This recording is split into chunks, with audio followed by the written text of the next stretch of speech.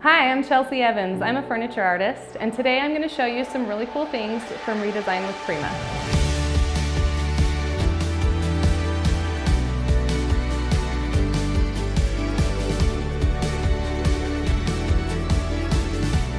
Today I'm going to show you Redesign with Prima's decoupage papers.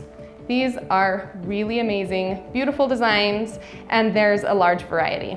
So the first thing that I really love about Redesign with Prima's decoupage papers is the quality of the paper. It's not thin like other decoupage papers sometimes are, and it's kind of like a mesh. And so it's going to allow whatever you're using to apply it with to kind of come through, and it's going to prevent bubbles, rips, tears, and wrinkles. So it's perfect for that.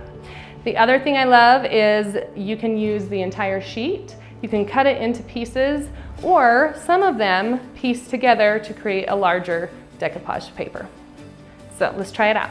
I'm going to be using Redesign with Prima's decoupage paper on this project. This is just a board I found. I added some boards to the top and bottom and a string. This is going to be perfect to add some strings to. I can clip on family pictures, recipes, just about anything. But I love using the decoupage paper on the inside of drawers or on the fronts of drawers. So this is a great way to show you how you can use it either way, okay?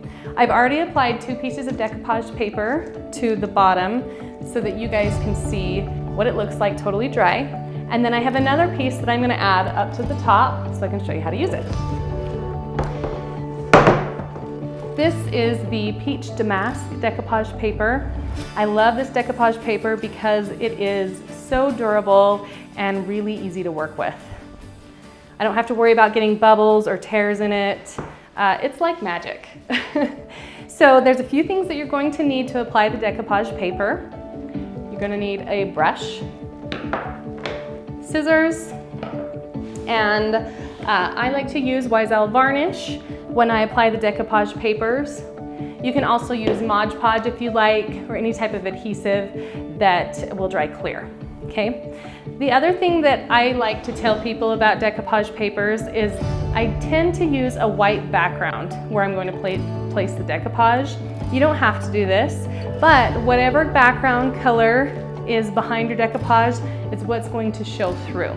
If there's bright white designs in the decoupage and you have a white base, they're going to be really bright white.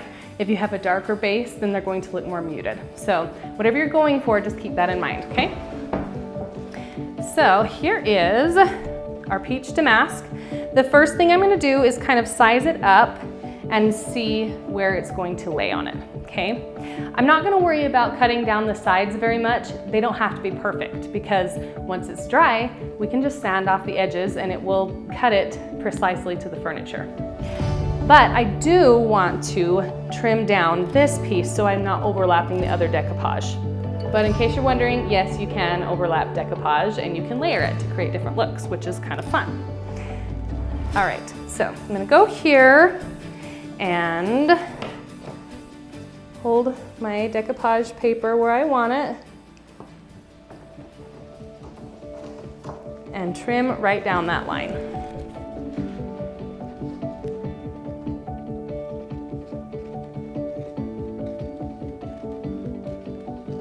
And it doesn't have to be perfect.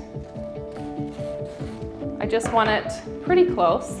When it totally dries, I can even sand down in between the edges and clean up the edge if I need to. So I'll trim it just a little bit more.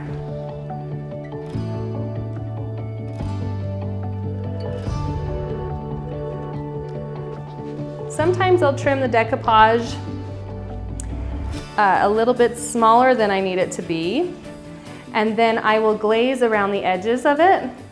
And then this is going to help create some dimension in your furniture or wall art.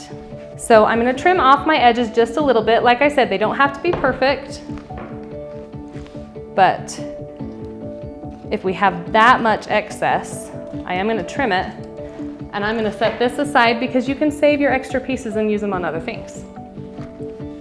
So now that I have it all placed and I know where I want it, I am going to take my varnish and we're going to glue it down.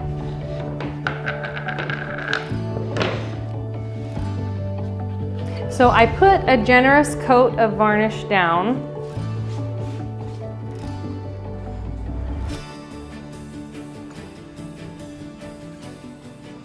And then I will apply the decoupage over top. Because this decoupage paper is porous, it's kind of a mesh material, so it has little holes in it. It's going to suction right down to my piece very easily. All right, so I have that all applied. And then I'm gonna take my decoupage and just place it right over the top.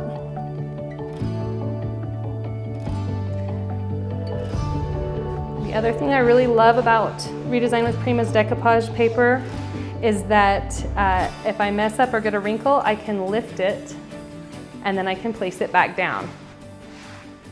Which, if you've worked with decoupage paper, you know how big of a deal that is. It's not completely permanent until it's dried. Then I can really kind of press and get it any crevices. Now it's glued on. With traditional decoupage paper, I would wait until it was completely dried and then I would put my top coat over it. With the new Prima decoupage paper, I can do it right now, which is really cool and it's gonna save you a lot of time. So I'll go ahead and just place my varnish right over the top. That's another reason I like using varnish, is you can just, it's your sealant, your top coat as well. Any type of water-based varnish is typically okay to use to apply decoupage paper. Okay, perfect. Now I'm gonna let it sit, let it dry at least probably 4 to 6 hours, and then I can go ahead and sand off the edges. And we're done.